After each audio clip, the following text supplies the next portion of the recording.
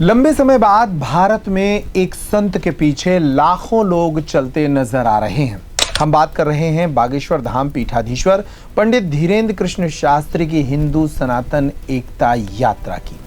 ये यात्रा 7 नवंबर को दिल्ली के कात्यायनी मंदिर से शुरू हुई थी। यात्रा 7वें दिन मथुरा के नजदीक ही पहुंच गई है। इस यात्रा में रोजाना नए आकर्षण जुड़ रहे हैं। यात्रा के बीच दिल्ली में हुए धमाकों का असर भी इस पर देखा गया। इस पूरी रिपोर्ट में यात्रा के अब तक के पहलुओं पर चर्चा करेंगे। नमस्कार, मैं हूं अंकुर यादव और आप देख रहे हैं हमारा खास कार्यक्रम पॉइंट टू पॉइंट। भारत में यात्राओं का एक अपना महत्व है। भारत के कई महापुरुषों ने अपने जीवन को अपनी यात्राओं से ही बड़ा बनाया है। बागेश्वर धाम के पीठाधीश्वर देश के उन चुनिंदा संतों या सन्यासियों में से एक हैं जो इतनी बड़ी यात्रा कर रहे हैं। उन्होंने अपनी पहली पदयात्रा बागेश्वर धाम से लेकर ओरछा तक 150 किलोमीटर की थी और अब वे इस दूसरी पदयात्रा में दिल्ली से वृंदावन तक की दूरी तय कर रहे हैं। यात्रा के बीच कई चुनौतियां उन्हें फेस करनी पड़ रही हैं, लेकिन यात्रा आगे बढ़ रही है। यात्रा का सबसे बड़ा उद्देश्य है भारत में मौजूद हिंदुओं के भीतर के जातिवाद को या जातिवाद के नाम पर मौजूद छुआछूत को खत्म करना। यात्रा में रोजाना नए लोग जुड़ रहे हैं और ऐसा लग रहा है कि भारत के आम नागरिकों के साथ साथ देश के कई चुनिंदा लोग बागेश्वर धाम पीठाधीश्वर के साथ उनके संकल्प को पूरा करने में कंधे से कंधा मिलाकर चल रहे हैं। तस्वीरों पर नजर डालते हैं। यात्रा मथुरा के नजदीक पहुंच चुकी है। यात्रा में दिल्ली सरकार के मंत्री कपिल मिश्रा, उत्तर प्रदेश सरकार के मंत्री और मध्य प्रदेश सरकार के कई मंत्री, इनमें राकेश सिंह हैं, दिलीप अहिरवार हैं, ये सब लोग 7वें दिन शामिल हुए हैं। इसके अलावा मध्य प्रदेश के पूर्व गृह मंत्री नरोत्तम मिश्रा भी बागेश्वर महाराज के साथ पैदल चलते नजर आए हैं।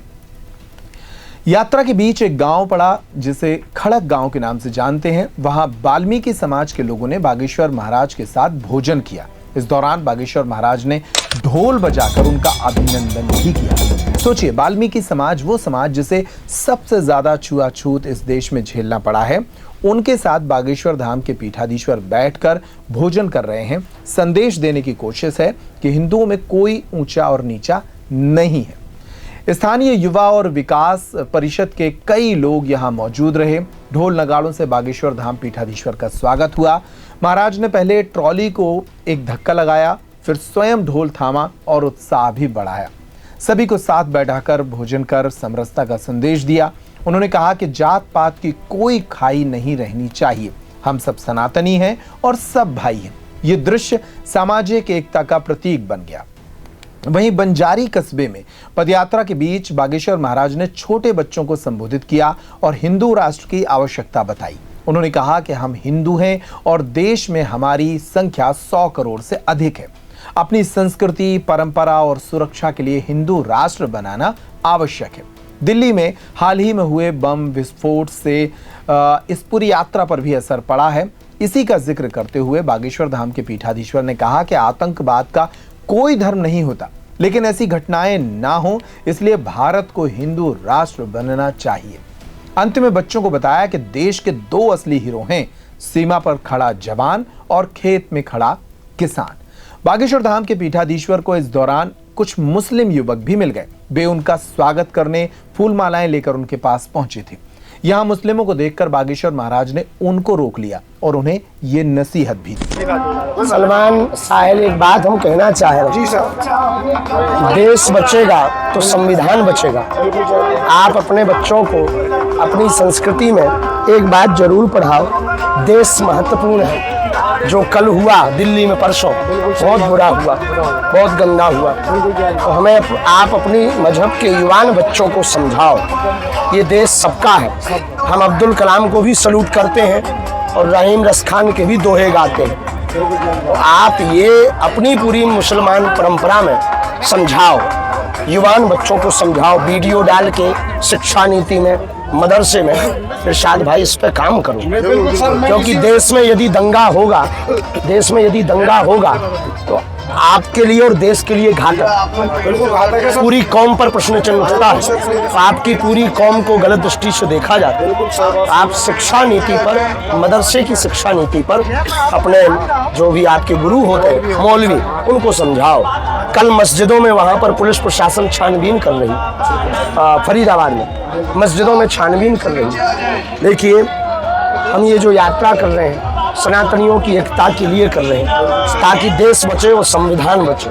देश बचेगा तो ही सब कुछ बचेगा, नहीं तो तुम नहीं बचोगे। अब वहाँ जो दिल्ली में बम विस्फोट हुआ, आप थोड़ा सा ये करो, अपने बच्चों को समझाओ, ये आपकी पूरी कौम के लिए भी फायदेमंद है और देश के लिए। बागेश्वर महाराज की इस यात्रा में छत्तीसगढ़ के deputy CM Vijay Sharma, BJP के प्रदेश अध्यक्ष किरण देव भी शामिल हुए। जय श्री राम के जय घोष से पूरा क्षेत्र गुंजायमान रहा। भक्त जेसीबी, क्रेन, ट्रक आदि छतों पर खड़े होकर उन पर पुष्प वर्षा कर रहे हैं।